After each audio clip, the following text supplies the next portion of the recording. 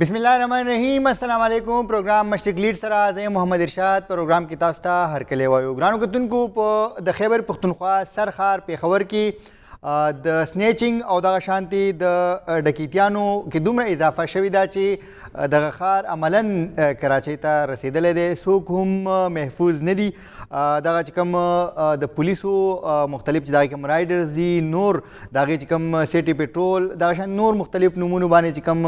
دغه فورسز دي، د هغې باوجود دغه چې کوم سلسله ده په پیښور کې هغه ختمه نه شوه. څه وجوهات دي پروګرام کې په دې باندې خبرې اترې کوو. دې سره سره په جمرود کې چې کوم په موريتانیا کې د کشتۍ حادثه راغلې وه، د هغې 2 تنان چې کوم دي نو هغه د جمرود هم شامل دي. او پیښور کې خلک چې کوم دي نو هغه د دغه چې کوم حادثه شوه په هغې د افسوس اظهار کړی دی او وایي چې دغه واقعاتو مخنیوي په حوالې سره د سخت اقدامات چې کوم دي نو هغه وکړی شي. بل طرف ته په خیبر پښتونخوا کې چې کوم ځوانان دي د هغې لپاره د مفت آی ټي کورسز چې کوم دي نو د هغې اجرا شوې ده او د هغې سره دغه ځوانان چې کوم دي نو هغه د خپل کور کې دننه د دغه لیپټاپ او موبایل په ذریعه باندې باعزت روزګار چې کوم دی نو هغه خپل کولی شي. دغه درې زموږ د نن پروګرام موضوعات دي، په دې باندې به خبرې اترې کوو. چې کومه لومبۍ ایشو ده، مهمه ایشو ده، هغه د موبایل سنیچنګ، رهزني او ډکیتیانو په حوالې سره ده. پیښور کې دغه واقعاتو کې ورځ تر بله چې کوم دی نو هغه اضافه روانه ده. په دې ټولو باندې زموږ همکار نصرالله حسرت تللی و، د مختلفو خلکو سره خبرې اترې کړي دي، د پولیس سره خبرې کړي دي. اول زو نصرالله طرف ته، بیا به دا خبره کوم. جی بالکل. زه دا وخت سرخار پیښور کې موجود یم. سرخار پیښور چې کوم دی زموږ د صوبې د ټول نه لوی ښار دی او دلته د صوبې د ګوټ ګوټ نه خلک د روزګار دپاره، د تعلیم دپاره او د خپل د روښانه مستقبل دپاره دلته راځي. خو د بده مرغه پیښور ته چې راشي نو هغه د یو شمېر پیښو ښکار شي. پیښور کې د جرمونو په شرح کې چې کومه ده نو ورځ تر بله اضافه کیږي. خو زه د کال 2024 خبره وکړم نو 8811 پیښې چې کومې دي نو هغه ریپورټ شوي دي. د هغه شمېره ده چې کوم په سرکاري سطح باندې چې کوم راغلې ده او کوم چې کوم پولیس سره دغه ډیټا راغلې ده هغه ډیټا ده. د دې نه علاوه د دې نه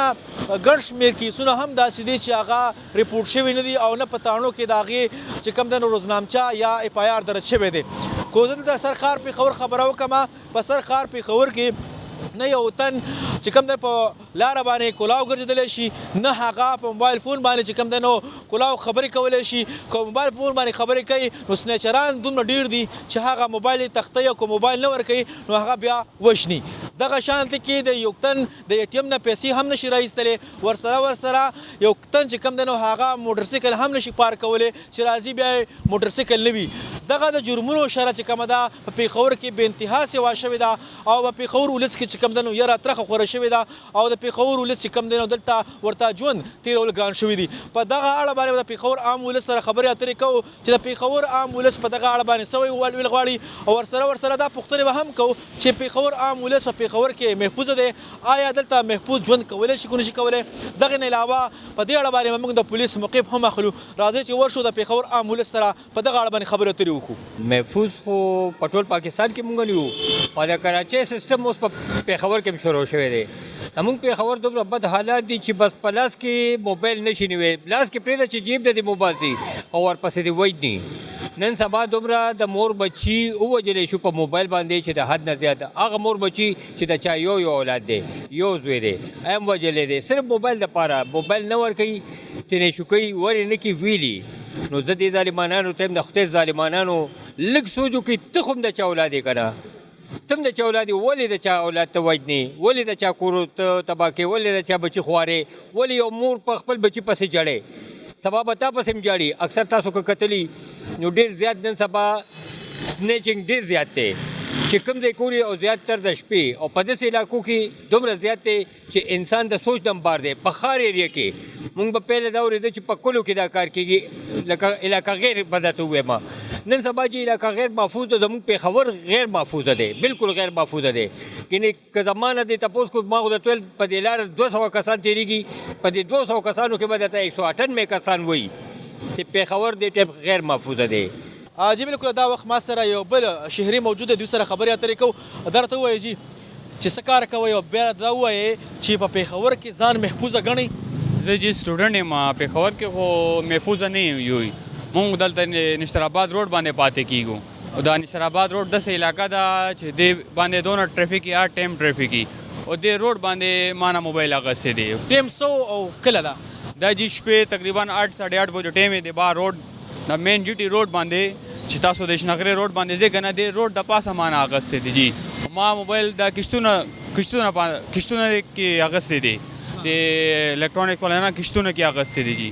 او تاڼې ته تللی یم چې څوک وي دې خوا لاړ شه څوک وي اخوا لاړ شه څوک بره لاړ شه څوک لاندې راشه همدغه کیسې دي بس یو پیج باندې ولیکو او بس وشي موبایل به میلاو شي تا ته مونږ به تا ته رنګ وکړو میں نے کہا آؤ جی تاسو رنګ کوئ که نه موبایل میلاویږي پته نشته کله به میلاویږي اوسه پورې موبایل سے پته نشته دی او د ما چې 55 نه بره موبایل و هغې باندې سټوډنټ یو مونږ کار هم کوو اسایمنټ وغیره هم کوو نو اوسه پورې بس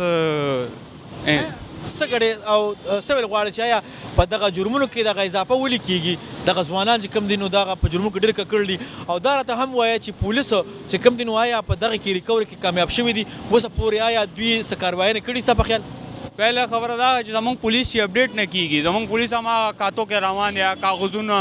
او هغه زمونږ پولیس چې کله پورې اپډیټ نه کیږي دا نن سبا خو دونه سوشل میډیا دور دی داسې اپډیټ راغلی دی موبایل ټریک کرنا خو معمولی چیز دی دا موبایل ټریس نشي کولی او نن سبا خو هر څه کیږي خو زمونږ پولیس ډېر شاته دی مونږ خو وایو چې دا اپډیټ شي جی بالکل تاسو د ملګري خبرې اترې واورېدې دغه شانته کې ورزوبه او د پېښور نورو خلکو سره هم دغه د جرمونو چې کوم اضافه روانه ده په دغه اړه باندې به خبرې اترې کوو چې څه ویل غواړي په پېښور کې سچ پوره پاکستان کې انسان ځان محفوظ نشي ګڼلی زه راته یو وړه غوندې واقعه بیانوم زموږ د ټاون سره خوښه کې دکان دی زه کله د شپې 9 بجو نه پس واک کوم چې کله زه دغه چینج کوم نو زه موبایل پیسې هر څه په کمره کې کېدم بیا روان یم مطلب یو 500 روپۍ ځان سره کېدم تاسو یقین کوئ چې د ټاون د والا تر تاڼې ټاون پورې تر ابدرۍ پورې چې زه راځم که نه نو شپږو ځای موټر والا چې کوم دي 2 کسان پکې ناست دي داسې غجې راغلي شي نو یو ته مې پکې خانداره پر ویل مې ګوره هېڅ مرسته نشته زه خفه یم صرف واک کوم دومره پورې خبره راغلې ده زما یو دوست دی موږ تللي فردوس ته هغه سامان اخیستو موټرسایکل یې ودرول بیا غیب شو موږ شرکایي تاڼې ته 4 پیرې لاړو صرف دغه کې بیا لیکل په روزنامچه کې خو راپورټ نه کړ کېده نن تاریخ پوره شی غیب دی کله چې حکومت یو فیصله کوي پکار دی چې دغې ابو جټ ته مونږ ګوري اوس سینجنې بندې کړي دي دا سلنډر چې کوم دی په رشکه کې نقصان دی که نه دی اوس حکومت دې ته پخپله د عوام جوړ کړي دي یو میاشت دپاره چې ته پابندي ولګېده ماښام څه خوري دا خو به ګرځي که نه دا بلاس کېږي که نه کېږي اوس حکومت دې ته خیال نشته یوازې دا موبایل پټول یا موټرسایکل پټول غټه خبره نه ده په څومره اسټلي دي تور شالکان نشې طرف ته روان دي او چې کله نشه شروع شي بیا به هغه جرم کوي څه خو به کوي که نه نو حکومت سره د دې مخنیوي لپاره هم څه نشته چې حکومت څه عمل دې لپاره کوي که نه کوي او که پولیس والا ورځي که بل ورځي بس شاوده دا کیسه ده باقي خبره جوړه ده نو الله دې رحم وکړي زه خو محفوظ نه یم تاسو یقین وکړئ که رنګ راځي په موبایل باندې زه موبایل نه اوچتوم بیا به کور ته ځم بیا به وروسته واپس پسې کال میلاوم هلکه په لار روان وم یار خفه نه شي جرمونو چې کومه شره ده په هغې باندې خبره اتره کوو چې په جرمونو په دغه شره کې دا اضافه ولې کېږي او په پېښور کې آیا یو تن چې کوم دی نو هغه ځان محفوظ ګڼي کو نو ما سره د پېښور یو شهري موجود دی دوی سره خبرې کوو سر دا راته ووایه چې په پېښور کې تاسو او بیا خاص که د پېښور عام ولې ځان محفوظه ګڼي بسم الله الرحمن الرحیم لاول خو جی ستاسو ټیم ډیره شکریا ادا کوم چې مالا موقع راکا مشرق ټي وي یو داسې چینل دی چې دا د ګلونو ښار کې په ګډ ګډ باندې ګرځي او چې چېرته څه مسلې خوشحالي خفګانې هغه دوی اعلی کام ته رسوي پېښور داسې دی چې حقیقت خبرې پېښور محفوظ نه دی پېښور نه چې کوم دی کراچۍ سازه شوې ده که تاسو یو 100,000 موبایل او که تاسو بار روډ ته وځئ که شپې نه که د ورځې هم تاسو وځئ نو به محفوظه نه وي داسې وخت چې مطلب ماسخوتن مونځ نه بعد به څوک وتل نه حالات به ډېر زیات خراب وو خو زه وخت سره لږ تبدیلي راغه او ځي په ځي ناکابندۍ شروع شوې او لږ ډېر څه حده پورې ګزاره وشوه خو د مخکې نه دا ته وایي سر که تاسو ګورئ که نه په دغه شره کې چې کوم دا اضافه شوې ده او په دغې دا ککړ خلک چې کوم دي نو دا خاص کر ځوانان دي واړه ماشومانان دي عمر یې 18 کاله 19 کاله دغه عمرونو کې دي څه ګڼئ وجه څه ده دغه چې آیا دغه خلک چې کوم دي نو دغه جرمونه کوي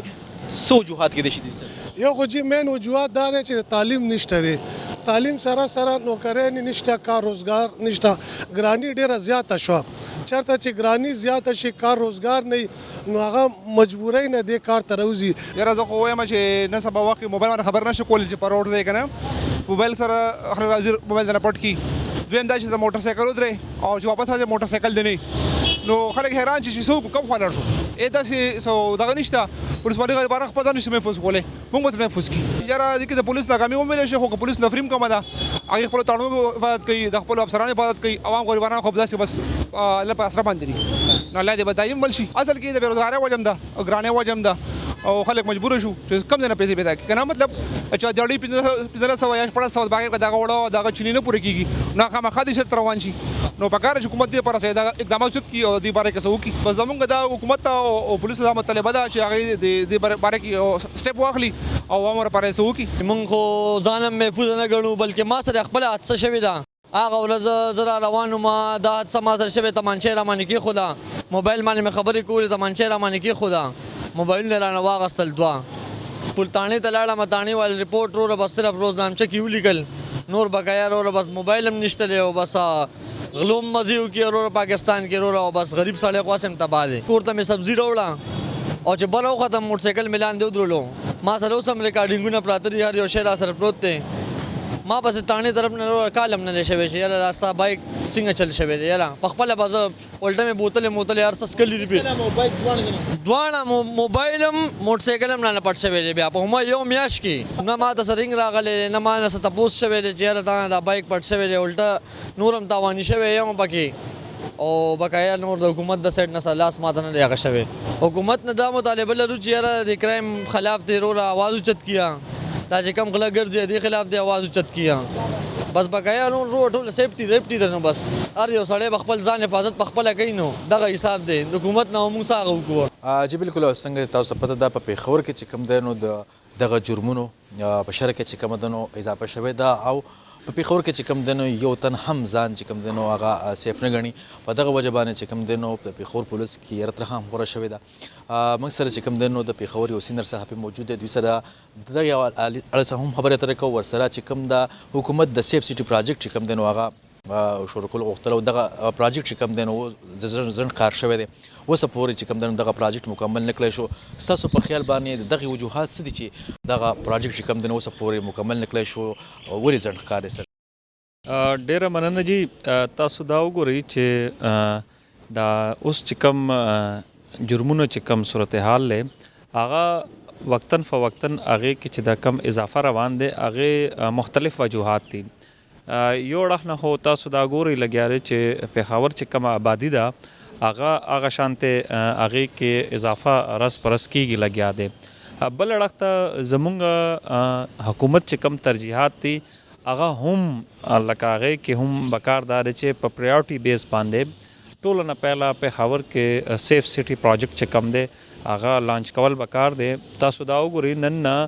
تقریبا 15 کاله مخکې لاهور کې سیف سټي پراجیکټ چې کوم دی هغه راغلی دی، بیا اسلام آباد کې هم هغې دی لانچ کړی دی. پنډۍ ښار چې وګورئ نو هغې کې مایکرو لیول باندې هلته راغلی دی. دې نه علاوه پنجاب چې کوم وړوکې ښارونه دي هغې کې هم موږ دا کتلی چې هغې کې هم مایکرو لیول باندې سیف سټي پراجیکټ چې کوم دی هغې راغلی دی او هغې ډېر ښه امپیکټس راغلی دي.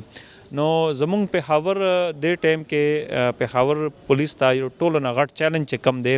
یو ځای کې چې کله وقوعه وشي نو هغې چې کوم سی سی ټي وي فوټیج چې کوم دی یا هغه ملزمانو شناخت چې کوم دی هغه موږ ته ډېر غټ چیلنج وي. نو هغې وجه هم دا ده چې موږ زیاتر یا د بي آر ټي کیمرې استعمالو یا د دکاندارانو چې کوم خپل کیمرې لګول وي هغې نه موږ فوټیجز الو، یا د پټرول پمپس نه چې کوم کیمرې لګېدلي هغې نه موږ فوټیجز الو. نو دې وجې نه چې کوم دی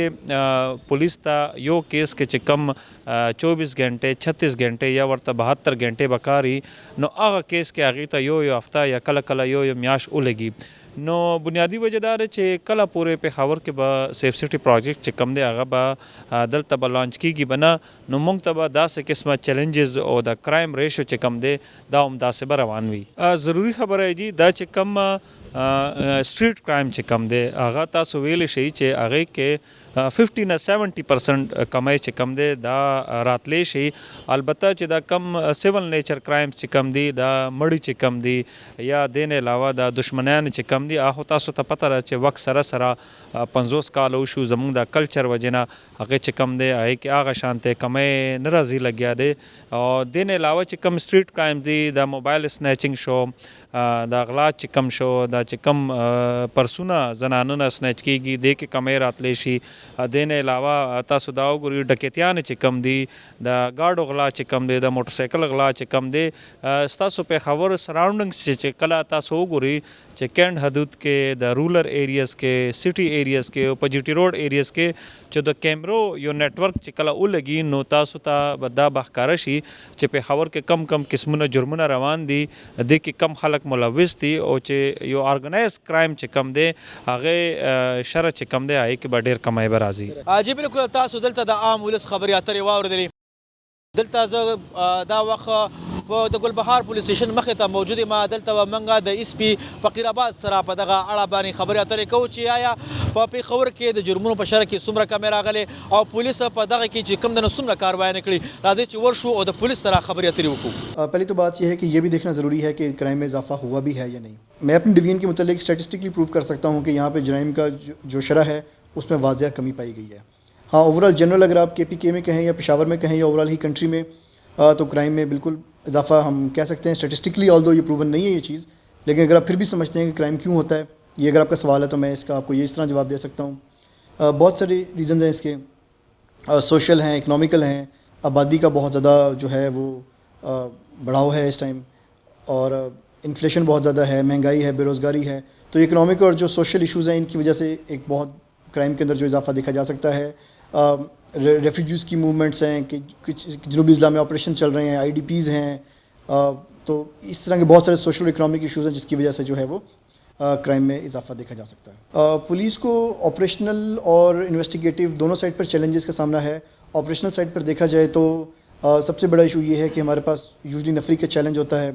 آلدو نفری تو پولیس کے پاس ہے موجود, لیکن یہ ہے کہ کیونکہ ان کی ڈیوٹی روسٹرز ہوتے ہیں, ظاہر ہے ان کی چھٹی بھی ہے, ان کی ویکینڈز بھی ہیں, ان کی لیوز بھی ہیں, تو جو آپریشنل ڈیوٹی, جو آن لائن ڈیوٹی ہمارے پاس اویلیبل ہوتی ہے تو وہ ہمارے پاس یوزلی سفیشینٹ نہیں ہوتی. ایک تو یہ نفری کا ایشو ہے. دوسرا یہ ہے کہ ریسورسز کی کمی ہے ہمارے پاس. بہت دفعہ ہمارے پاس ہمیں ٹیکنیکل ریسورسز پہ ہمیں بہت زیادہ ریلائی کرنا پڑتا ہے باقی اداروں کے اوپر. اس کے علاوہ پشاور میں سیف سٹی نہیں ہے, یہ ایک بہت بڑا ایک میجر کنسرن ہے. جب جرم ہو جاتا ہے تو اس کی سی سی ٹی وی کلیکٹ کرنے کے لیے ہمیں بہت زیادہ اسٹرگل کرنی پڑتی ہے. کہیں پہ بجلی نہیں ہوتی, کہیں کسی کا ڈی وی آر خراب ہے, کہیں کوئی دکان بند کر کے چلا گیا ہے, تو ہماری 60% ایفرٹ تو صرف سی سی ٹی وی کلیکٹ کرنے میں ہی لگ جاتی ہے.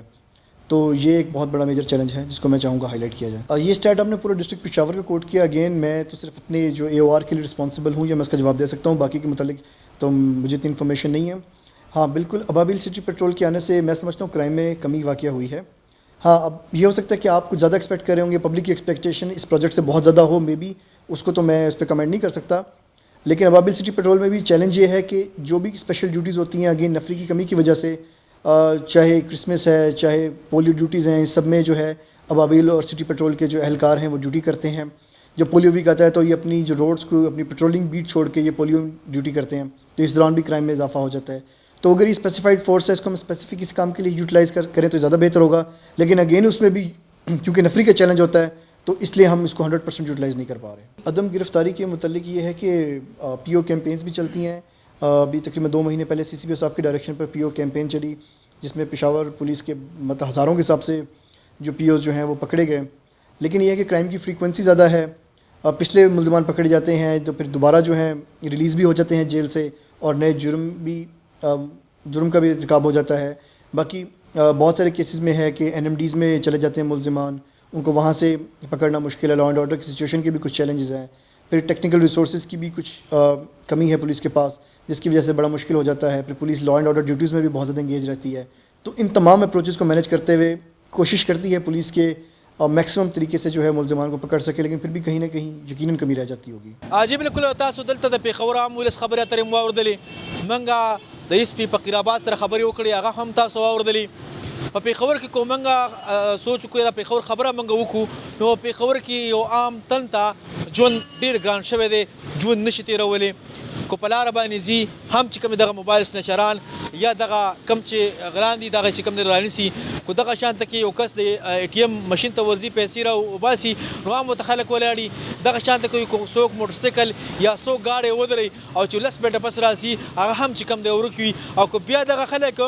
پولیس تانو ته لاړ شي نو هلته صرف روزنامچه کې چې کوم دی نو درج شي او بیا د هغې پوښتنه نه دغه شانته پېښور عام ولس چې کوم دی نو هغه د یو شمېر ستونزو سره مخ شوی دی او دغه وایي چې موږ دلته آزاد ژوند نشو کولی موږ په پېښور کې چې کوم دی نو آزاد نشو ګرځېدلی موږ په پېښور کې چې کوم دی نو په موبایل فون باندې چې کوم لازم کال وي هغه هم نشو اټینډ کولی او بیا چې کله کور ته لاړ شو نو په موبایل باندې چې کوم دی نو موږ خبرې اترې کوو د پېښور عام ولس د پولیسو اعلی چارواکو نه او د دې صوبایي حکومت د اعلی چارواکو نه دغه مطالبه کوي چې په پېښور کې چې کوم دی نو امن قایم کړی شي او ورسره چې کوم دغه پېښو کې کوم ککړ ملزمان دي دغه خلک چې کوم دی راونیول شي او دوی له چې کوم دی نو سخت نه سخته سزا ورکړل شي نو علاوه به چې کوم دی نو په دې صوبه کې او خصوصا په دې پېښور کې به چې کوم دی نو امن راشي او دغه پېښو کې به کمې راشي جی کتونکو تاسو خبرې اترې واورېدلې خلک هم پریشانه دي پولیس چې کوم دي نو هغه خپلې دعوې خو کوي خو هغې په دغه روکتام کې ناکام دي بل طرف ته په پېښور کې د دغه ښار د محفوظ جوړولو لپاره د سیف سیټي منصوبه هم شروع کړې شوې وه دغه منصوبه چې کوم ده دغه منصوبه در سر ته ونه رسولی شوه او همدغه وجه ده چې دغه واقعاتو کې ورځ تر بله اضافه روانه ده خبرې اترې به روانې وي خو موږ سره د دمې ټیم دی وړه شان دمک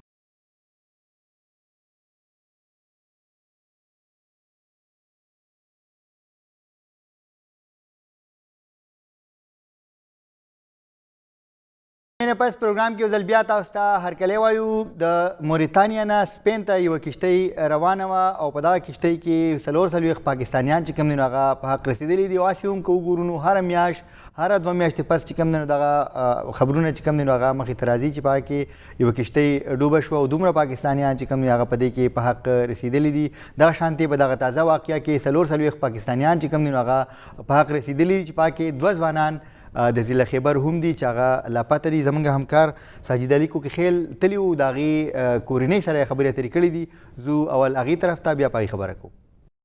جی ارشاد دا مهال زه د ضلع خیبر تحصیل جمرو د سیمې غړیزه کې موجود یم څو هفتې مخکې د مراکش نه د مورتانیا نه سپین ته چې کومه کښتۍ روانه وه په هغه کښتۍ کې 2 کسان چې کوم دی هغه د جمرود هم لاپته شوي دي په هغه کې یو 20 کلن اجمل افریدي هم لاپته شوی دی زه د هغو په حجره کې په دا مهال موجود یم د هغه والد صاحب خان فراز افریدي موږ سره موجود دی د هغه نه پوښتنه کوو چې دا څنګه هلته لاړل په کومو ملکونو باندې لاړل او دغه واقعه څنګه مخې ته راغله خان فراز صاحب راته ووایه مشرق کتونکو ته چې دا کسان څنګه په کوم ملک لاړل او په کومه طریقه لاړل او د واقعه څنګه مخې ته راغله بسم الله الرحمن الرحیم زمونږ د زوی خو چې کوم دی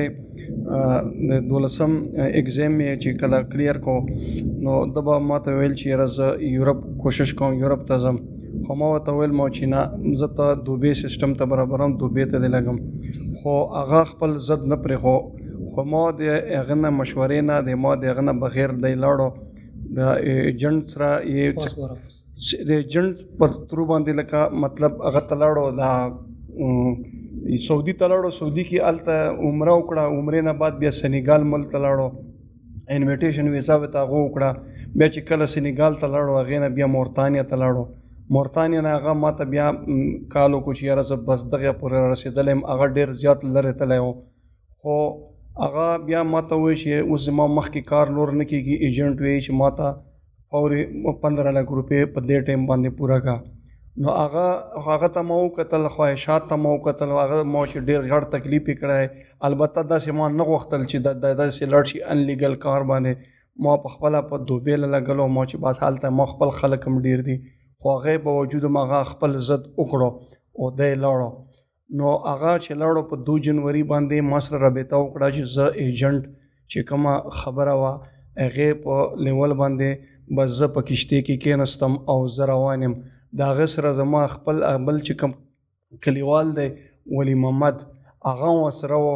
چې هغه هم بلکل ما سره هغې ما سره خپله میسیج هم شته له اوس د واټساپ نو هغه په 2 تاریخ چې کله په پروګرام مطابق روان شول نو 2 تاریخ نه دی نن 22 تاریخ دی په دې دوران کې ما سره د رابطه ونه کړه آیا دا کم ځای کې دومره کمزوري او ما خو د ملک چې کم دی 21 سال خدمت کړي ملک ویلې ما نه مخ اړی ویلې د دومره د ملک باشنده نه یم چې دومره ما الله حکام نه دا ریکویسټ دی دا مې درخواست دی چې ویلې په کوم ځای کې لکه کمزوري او ما خدمت کړي 21 سال چل هغې ته حکومت نشي کتی ما زوی چې کوم دی ورک شوی دی دومره دون شي کولی هغه غلطي کړې او ټیک تو زه غلطي منم چې هغه کړې او خو ته دومره نشي کولی چې ما دومره پته ولګوي ویلې مونږ ملک په کومه خبره په دې ځای کې کمزوری دی ویلې د کمزوري په کوم ځای کې دی هغه که غلطي وکړه هغه خو هلک غلطي وکړه اوس ما ته دومره شناخت څوک نشي راکولی زه یو سترانګ ملک یم یو مضبوط ملک یم زه په خپل ملک فخر کوم نو دې نه زه څه ثابته کوم چې په 20-22 دن کې ما عضوي دغه خبره پته ونه لګېده چې ته سمندر کې یې ته په وچه یې ته چېرته یې دومره ماله څوک نشاندهي نه راکوي زه خو دا ډېره افسوس خبره ګڼم چې زه دومره یو سترانګ ملک یم زه خپل اول د خپل MNA نه مینې پسې خپل کې پی کې وزیر اعلی علي امین ګنډپور صاحب نه او پسې دغه شانتې ورشه د ملک وزیر اعظم جناب شهباز شریف صاحب نه دا زه ریکویسټ کوم بار انټرویو کې ورته وایم نیوز چینل ورته وایم چې په کوم ځای کې کمزوري او ویلې تاسو کمزوري او ما 21 سال خدمت کړی دی ملک دغه ملک خدمت مې کړی نو خو اوس یو هلک غلط شو غلطي وکړه اوس دا غلطي خو مې مانو خو چې وشوه منځ له راغله اوس پکار دی چې دغې څه حل خو راوباسي څه له دغه ملک باشنده نه یم ما ته چې کوم ایجنټ دا کوم ایجنټ څه چې دا تلی و دا هم د دغې ایجنسۍ سړی هغه تلی و ښه پور اعتمادي به ولی و هغه داسې کار ځینې کار کولی نه شي خو هغه ایجنټ له چونکې هغه د پنجاب علاقې خلک دي نور ایجنټان هغه له د صحیح ګایډ نه ورکوي یا ته خبره پټوي یا هر څنګه چې وي هغه یو سایډ لکه خو حکومت خو څه ذمهواري و پکار دی چې حکومت دغې هر څه پته ولګوي حکومت څه کمزوری حکومت خو نه دی موږ ښه سټرانګ ملک دی خو کمزوري په کم ځای کې څه له ده نو بس زه ریکویسټ کوم چې ما د ملک له خدمت کړي دي 21 سال خدمت ما کړي چا نه پټ نه دي دا ټوټل امانت چې کوم د ایجنټ 15 लाख روپۍ پورې کړي او 15 लाख نه علاوه ما چې کوم زوی نور څه خرچه مرشوله کمی وختي هغه ما لګلی هغه ما کنفرم حساب نه کړی خو هغه ته ما نور ور لګلی خو ایجنټ په ترو باندې د 15 लाख روپۍ تر ملو شوی د ایجنټان دي څوک کمی صوبې سره تعلق ساتي وسنامي دا ایجنټان چې کوم دي دا څه د ګجرات علاقې دي د پنجاب علاقې دي په دې کې یو رانا لیاقت نامه یو مولوي عثمان البته دغه نامې په ځان باندې الټانګ دي خو دغه موږ سره نمبر دي د واتس اپ نمبر دي موږ سره میسیجونه دي موږ سره خبرې دي هغه چې کوم د ګورنمنت موږ نه کلام غواړي ما ګورنمنت مخکې خدمات کړي دي 21 سال زوی په دې کې بیان خدمات کوم په دې کې که ما د زوی نوم وای ما دا خدمات پکې کولی خو زه دا د بیا د الله حکامو نه دا یو ریکویسټ کوم یو سوال ورته کوم چې زوی ګوره ډېر زیات خوږ وي او دا نور په کم امتحان کې چې زه یم 20 دن زه پکې وچلېدم مزید د ما سره نور انصاف وشي مزید د ما په دې امتحان نه وباسي ځکه چې ما ته و ما کور والا ته انتهایی تکلیف دی دا هغه خل برداشت کولی شي چې په چا باندې راشي خو برداشت دا د برداشت لایق دونه د خبره خو زه څه وایم چې کوم ځای کې کمزوري و جی کتونکو تاسو د دغه ضلع خیبر چې کوم دغه متاثره خلک وو د هغې خبرې اترې تاسو واورېدلې د هغې چې کوم ماشوم دی د هغې پلار دا وایي چې په 2 جنوري باندې په اخري ځل باندې د هغې سره رابطه شوې وه او دوی د وزیر اعظم نه او نور چې کوم چارواکي دي د هغې نه دغه غوښتنه کوي چې دغه خپل زوی په حوالې سره چې کوم هغه لاپته دی دغه کې دی د هغې سره مدد وکړی شي دغه شانتې په پېښور کې عام خلک هم دغه چې کوم دغه افسوسناکه پیښه مخې ته راغلې ده په هغې باندې د افسوس اظهار کړی دی او هغې وایي چې دغه والدین له پکار چې خپل ماشومان هغه دغه شانتې په غیر قانوني طریقو باندې نه لیږي او دغه چې کله د جاز ټکټ ورسره نه وي په جاز کې نه وي نو دلته به د پاکستان کې د خپل ځان سره روزګار کوي خو دا ماشومان د خپل مرګ له نه لیږي پېښور کې خلک څه وایي موږ خلکو سره خبرې اترې شوي دي زو هغې طرف ته څوک هم د خپل کور نه بهر نه ځي چې مجبوره شوي نه وي مجبوره چې خلک مجبور نه دلته خودکشیو ته ودرېږي. مثال داسې کارونه دي چې دلته چې کمې دی ته ځي هسپتال له ځي نو هسپتال کې مریض د سره وي هسپتال سرکاري دی فری دی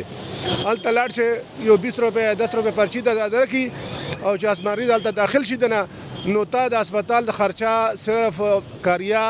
او د هسپتال بلډینګ ولا خرچه د معافي او د ډاکټر فیس د معافي او چې کوم هلته کسان نسته دي هغه ته د 2 چټونه ولیکي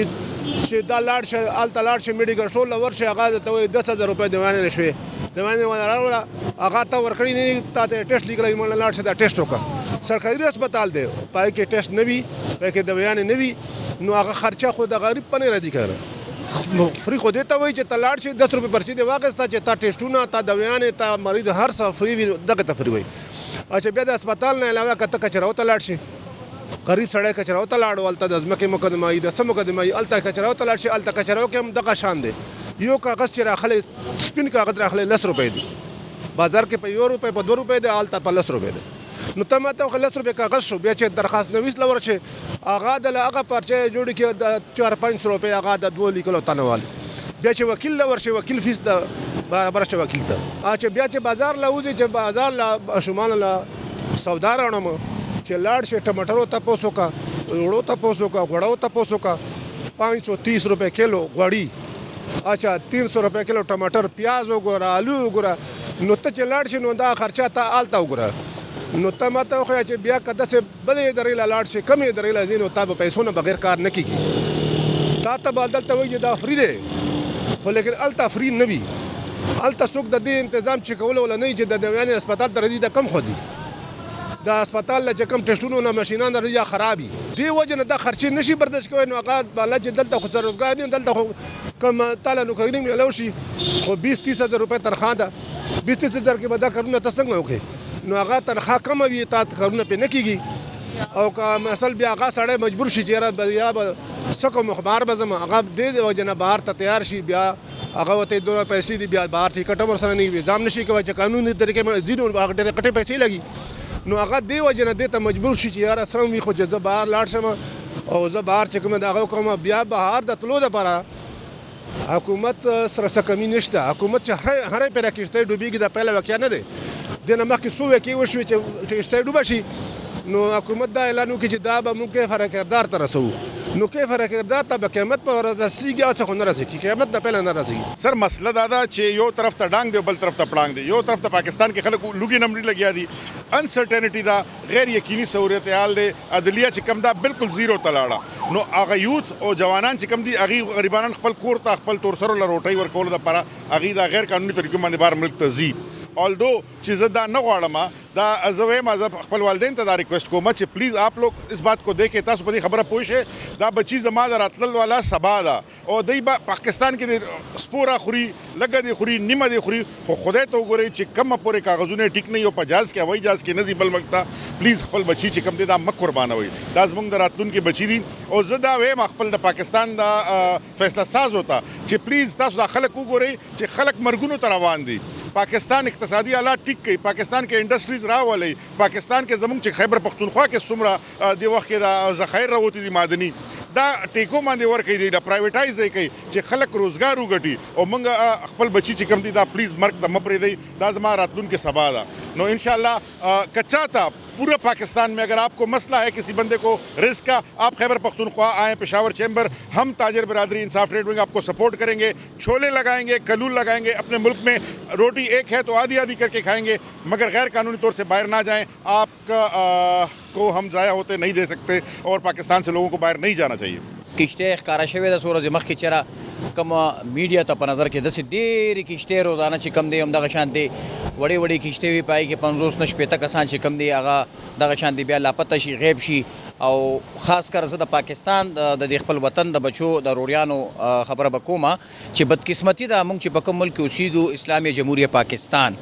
لکه دلته دعوې حکمرانان ډېر کوي چېرې مطلب موږ چې کم دی بېروزګاري به ختمه کړو یا ختمېږي معیشت به ټیک شي خو زموږ ملک ورځ تر ورځه په ښکته باندې روان دی. نو کله چې په یو ملک کې بېروزګاري شي نو بیا هر یو کورنۍ دا سوچ کوي چېرې زما بچی دی داسې ملک ته لاړ شي چې هغه د کور دپاره سره وړي، خپل وروڼو خویندو دپاره مور پلار دپاره څه وکړي، نو بیا هغوی د خپل ځان پروا نه کوي بار ځي. خو دې کې یو خبره اهم چې کومه خبره زه کول غواړم نو په دې کې داسې حکومتي نمایندګان کسان شته چې هغه په دې کې شریک دي. ولې یو ملک نه تلل او بیا غیر قانوني طریقې سره تلل او هلته رسېدل نو دا یو ګینګ دی. د دې خلاف خو پراپر ایکشن پکار دی چې کم خلک دا غلط طریقې سره خلکو نه پیسې اخلي او بیا چې کم دی هغه غلط طریقې سره هغه لیږي او پردی بچی چې کم دی په هغې کې ضایع شي. نو چې کم پردی بچی ضایع شي خو واپس نشي راتلی، خو کم سے کم د دې خلاف کاروایي پکار ده. او زه خاص کر د ملک زموږ چې کم مشر دی ټیم کې دی میاں شهباز شریف وزیر اعظم صاحب ته خواست کوم چې تاسو خو پنجاب ته کار ویلی دی خو کم سے کم دی خیبر پختونخوا چې کم دا دی همیشه قربانی ورکړې ده.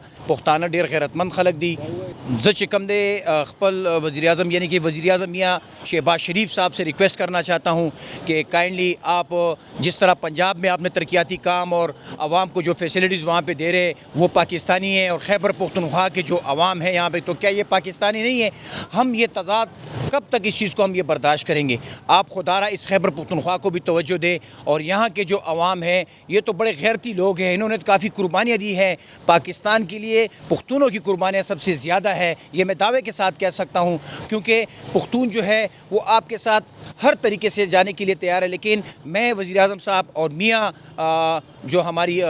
چیف منسٹر ہیں وہاں کی مریم نواز صاحبہ جو کہ روز نئے سے نئے پروجیکٹ پنجاب کے لیے اناؤنس کرتی ہے، تو ہم ان سے خواہش کرتے ہیں کہ آپ خیبر پختونخوا کے لیے بھی کچھ کریں تاکہ خیبر پختونخوا کے لوگ بھی آپ کو جو ہے جو آپ کے اوپر جو دبے لگے ہوئے ہیں جو داغ لگے ہوئے ہیں وہ جو ہے صاف ہو سکے اور خیبر پختونخوا کے جوانوں کو توجہ دے. دا ګلي ګلزار وطن، دا د معدنیاتونو ډک وطن، دا د وسایلونو ډک وطن، دا د هر یو شیز دلته موجود دی. بدقسمتي دا دی چې زموږ دلته مشران کم دي که نه هغه لایر نه دي د عوامو سره، نه ملک سره نه قوم سره، او د هغې سزا نوجوانانو ته میلاویږي او د هغې ټول حکومت چې کوم دی په یو مختلفو شیزونو کې نښتی دی. څوک وباسي او څوک نه نباسي او په کمیشنونو کې دی، که ته د کې پي حکومت وګورې او که ته مرکزي حکومت وګورې نو هغه د وطن سره لایر نه دي. ځکه دا خلک دلته د بېروزګارۍ د لاسه او د لاچارۍ د لاسه او د لوږې د لاسه او د تندو د لاسه خلک ځي. دلته نه تعلیم شته، دلته نه صحت شته، دلته نه داسې څه پروګرام شته دې سره حکومت سره چې دا نوجوانان انګیج کړي. بدقسمتي د دې قوم ده چې هغه دغه مشران په دې کې انوال دي، ځکه چې تر کومه پورې الله رحم نه کړي نو دغه به وي زموږ د وطن کې به دغه مشران به یو دغه به وطن وي. بل ورځ واقعه راغلی ده چې په هغې کې تقریبا 45 کسان وفات شوي دي. نو زه ټول پیرنټس ته دا خاص کوم چې هغوی له نه دي پکار چې په ایلیګل طریقو باندې مطلب دا خلک خپل بچي لیږي، ځکه چې دا زه به داسې ویم چې دا انساني سمګلر دی، انساني سمګلینګ دی. نو دوی له پکار دي چې په دې ماشومانو باندې خپل تعلیم وکړي، شارټ کورس وکړي، مطلب اپریټر جاب لپاره هغوی دغه شي، هر کورس کولی شي. مطلب دلته انسټیټیوټ شته دی شارټ کورسو لپاره، هر څه شته دی. اصل کې حکومت چې دی حکومت په دې کې سیاست کې دومره بیزي دی، دومره مصروف شوی دی چې ټول د هیر دي، روزګارونه هر څه تباه کړي دي. نو خپل ماشومان تاسو وګورئ چې په دې باندې شارټ کورس وغیره وکړئ او په دې ایلیګل طریقو باندې تاسو دا بچي مه لیږئ، ځکه چې دا انساني سمګلینګ دی. چېرته دوی دا سوچ وکړو چې موږ دلته خپل ځان ډیولپ کو نو هغوی له پکار دی چې تعلیمي ادارو له لږ دغه ورکړي، مطلب تعلیم وکړي، شارټ کورس وغیره وکړي. دوی له نه دي پکار چې دوی په ایلیګل طریقو باندې بهر لاړ شي. ډېر افسوسناکه واقعه ده او حکومت له پکار دي چې په ملک کې داسې مواقع د روزګار پیدا کړي چې خلک بهر ته نه ځي او خپل ملک کې ورته روزګار میلاویږي. او والدینو له پکار دي چې په خپلو بچو باندې نظر وساتي او همدلته مطلب دا دی هغوی له تلقینو کې چې همدلته خپل محنت مزدوري کوي. دلته هم د مزدورۍ څه کمی نشته، خو کول والا خلک پکار دي که نه. غریبانان د بدې ورځې بار ملکونو ته مزدورۍ ده. دلته چې کوم اسکیمونه دي د بېنظیري شو یا بل شو هغه هم غټو خلکو ته میلاویږي. مریم نواز په کوم پنجاب کې کوم لیپټاپ یې ورکوي هغه هم غټو خلکو له ورکوي، غریب سړي ته یو شی نه میلاویږي. بس دغه ټول د بېروزګارۍ وجه ده چې ته د دې ملک یو دغه برابر شي که نه نو بیا څوک څه کوي بار ته ځي. یو سړي دلته پېښور کې مزدوري میلاویږي نو هغه څه وایي پنجاب ته ځي. جی کتونکو دغه د پیښور د عامو خلکو خبرې اترې هم تاسو واورېدلې. هغې وایي چې یو خو د والدین خپل ماشومان هغه خپل بچي هغه په دا غیر قانوني طریقو باندې بهر ملکونو ته نه لیږي. بل طرف ته دوی وایي چې کوم د صوبایي حکومت او د وفاقي حکومت کوم سیاسي اختلافات دي په دغه اختلافاتو کې عوامو چې کوم دي نو هغه دغه حکومتونو نه مکمل هیر شوي دي او دغه شانتې ایجنټان چې کوم دي هغه دغه ځوانانو ته دغه بېروزګاره خلکو ته شنه باغونه چې کوم دي نو هغه وښیي او د مرګ خولې له چې کوم دي دا خلک ورشي. دوی وایي چې والدین له پکار دي په خاص توګه باندې چې دغه خپل ماشومان منع کړي. بیا حکومت له پکار دي چې دغه ایجنټانو خلاف سختې نه سختې کاروایانې وکړی شي چې دا شان دغه واقعاتو کې وخت په وخت باندې دغه ښایسته ښایسته ځوانان چې کوم دي نو هغه خپل ځانونه د خپل ژوند چې کوم دی نو د خپل لاسه نه ورکوي. پروګرام کې وړه غونتې دمه کوو. د مینه پس به چې کوم آخري موضوع ده موږ سره په هغې به هم خبرې کوو.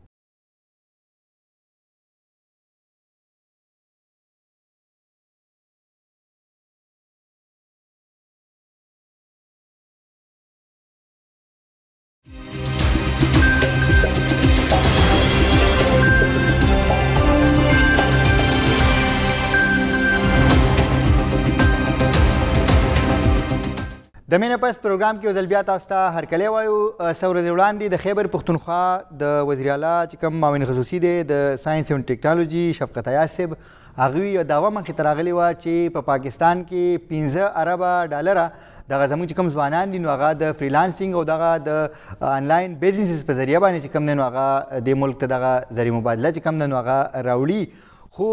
په دغه سلسله کې بیا د نیټ په حوالې سره هغې هم خبره کوله چې کوم په خیبر پښتونخوا کې کوم نیټ دی د خیبر پښتونخوا په حوالې سره هغې وایي چې 2 اربه په دغه کې د خیبر پښتونخوا حصه ده خو دا 15 ارب ته او 10 ارب ته هم رسېدلی شي. خو که فرض کا دلته دغه انټرنیټ دغه مسله حل کړی شي. بل طرف ته د دغه په حوالې سره چې کوم فری آی ټي کورسز دي په دغه حوالې سره چې کوم د بنو قابل په نوم باندې دغه شروع شوي دي. په دغه کې هم طالب علمان چې کوم دي نو هغه ډېره دلچسپي اخلي او دغه طالب علمان وایي چې روان وخت چې کوم دی نو هغه د آنلاین کاروبارونو په ذریعه باندې دغه د ملک په ترقۍ کې دوی خپل کردار ادا کولی شي. په دغه بنوقابل پروګرام کې چې کوم ځوانان دي د هغې سره هم خبرې اترې شوي دي چې هغې څومره مطمئن دي او بیا روان خپل فیوچر دغه څومره سیکیور ګڼي. نو زو او دغه طالب علمان سره خبرې کوو. را روان ټول وخت چې دی ټول هر څه په میډیا دي. سټوډنټ دي که هر څوک دي هر څوک میډیا باندې زیاده انوالو دي. نو یو داسې پلیټفارم مونږ ته میلاو شو چې مونږ خپل یو بزنس شروع کړو. کور کې ناستې باندې مونږ خپل کارونه کولی شو. نو مونږ د الخدمت د بنو قابل ډېر شکرګزار یو چې هغې مونږ ته دا پلیټفارم پرووایډ کو او مونږ ته دا سکل ښیي. بل زمونږ انسټرکټر ډېر زیات بیسټ دی. مونږ ته داسې داسې شیزونه وښول چې دې نه پهله مونږ نه پېژندو. د هغې په وجې مونږ ډېر سکل شو. دا ما لپاره ډېر هیلپفول کېدای شي ځکه چې زما فادر یو کس دی او زه د هغې ملاتړ جوړېدل غواړم. نو چې آیا زه که بهر وتی نه شم نو کور نه خو زه کار کولی شم. نو دوی مونږ ته داسې پلیټفارم پرووایډ کو چې مونږ ته دا سکل وښایي او مونږ کور کې دا کارونه شروع. سب سوچتے ہیں کہ بی ایس انگلش کر دیں گی گرلس تو وہ ٹیچنگ میں چلی جائیں گی. لیکن میرا ماننا یہ ہے کہ ہم اسٹوڈنٹس کو ہمیں ہے نا اپنی ڈگری کے ساتھ ہے نا وہ فکس نہیں ہونا چاہیے. ہمیں ڈگری سے پہلے ہی کچھ ایسے اسکلس سیکھنے چاہیے کہ ہم ہے نا ڈگری کرنے سے پہلے ہے نا فائنینشیل انڈیپینڈنٹ ہو سکے. تو یہی میرا گول ہے کہ میں ہے نا ڈگری کمپلیٹ کرنے سے پہلے ہے نا میں فائنینشیل انڈیپینڈنٹ ہو جاؤں. اور یہ اسی لیے میں نے ہے بنو قابل آئی ٹی کورس میں اپلائی کیا تھا ڈیجیٹل مارکیٹنگ میں. اور الحمدللہ ہمارا یہ 2nd منتھ اسٹارٹ ہے. ہمیں بہت کچھ سیکھنے کو مل رہا ہے اور انشاءاللہ مجھے امید ہے کہ ہم یہاں سے بہت کچھ سیکھ کے جائیں گے اور انشاءاللہ آنے والے وقت میں ہم ایک انڈیپینڈنٹ ویمن بن سکیں گے. پاکستان میں یہ کہتے ہیں کہ جابز نہیں ہے لیکن جب یہاں پہ آئے ہیں ہمیں ہمارے جو بیسٹ مینٹور ہیں سر عابد انہوں نے ہمیں بتایا ہے کہ آپ یہاں پہ اپنی سی ویز ڈال سکتے ہیں. یہاں پہ آپ کو جاب مل سکتی ہے ہزاروں میں نہیں آپ کو ارننگ لیکس میں ملیں گی اور وہ لیکس وہ ہمارے پاکستان کے لیے مفید ہوگی کیونکہ پاکستان کس طرح فائنینشیل کرائسس میں آ رہا ہے اور ہمیں یہی کہا جا رہا ہے کہ آپ ڈالرز میں ارن کریں انشاءاللہ پاکستان فائنینشیل کرائسس سے لڑ سکے گا. تو انہی آئی ٹی کورسز کے تھرو ہم اپنے اسکلس پرووائڈ کریں گے اپنے ایکسپیرینس پرووائڈ کریں گے سافٹ اسکل پرووائڈ کریں گے اور ڈالرز میں ہمارا جو ینگ یوتھ ہے اسپیشلی وومنس وہ بھی کے پی وومنس جب ارن کریں گی تو انشاءاللہ ان کے پیرنٹس بھی ان پہ فخر کریں گے اور ایک بحیثیت ایک قوم پاکستان کا ہر فرد ان پہ فخر کرے گا. بنو قابل چې کوم پروګرام دی دی کې دوی داسې کورسز افر کوي آی ټي ریلیټډ چې هغه کورسز د یوت د هر ایج هغه والو کې نو دې سره به مطلب دوی په کور ناسا باندې ارننګ کولی شي ډفرنٹ سکلز دوی افر کوي هغه کې ډیجیټل مارکیټینګ دی هغه کې سایبر سیکیورټي ریلیټډ سکلز دوی ورکوي ویډیو ایډیټینګ شو یا گرافک ډیزاینینګ شو داسې مطلب لکه ډیر سکلز دوی افر کوي او د دې دا امپورټنس دی چې مطلب لکه دا سکلز زده کړي دا خلک نو په کور ناسته باندې دوی خپل بزنس هم کولی شي او دوی جاب هم کولی شي نو مطلب لکه ډیر غټه فایده به وي د دې سیز دا یو غټ قدم دی د الخدمت فاونډیشن دغه موږ شکریه ادا کوو نو سر د انټرنیټ ایشوز خو دلته ډېر راځي کې پی کې خو بهرحال داسې نه ده چې موږ ته انټرنیټ ایشوز دي نو موږ به خپل ګول پرېږدو موږ به انشاءالله چې کوم مارکیټ اورینټډ سیزونه دي لکه د آی ټي کورسز شولو په دې کې موږ د دنیا نه ډېر شاته پاتې یو او دا د خدمت یو ډېر ښه انیشیټیو دی چې هغه دا انیشیټیو واخیسته او دې نه ډېر سټوډنټس هغه بینیفیټس اخیستی شي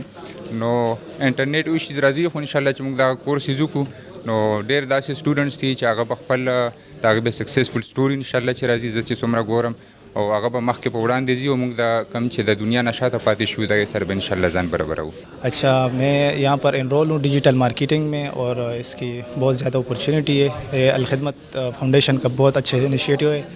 جس کی وجہ سے بہت سارے لوگوں کو فائدہ ملے گا کیونکہ ہمیں پتہ ہے کہ آگے دور سارا آئی ٹی کا ہے اور اگر ہم آئی ٹی میں آگے نہ جا سکے اور اس کو ہم اس اسکل کو پالش نہ کر سکے نہ سیکھ سکے تو ہم دنیا سے بہت زیادہ پیچھے رہ جائیں گے. ہمارے ساتھ ہمارے پڑوسی کی مثال ہے بھارت کی جو آئی ٹی سے بہت زیادہ انکم جنریٹ کرتے ہیں جس کی وجہ سے ان کا جی ٹی پی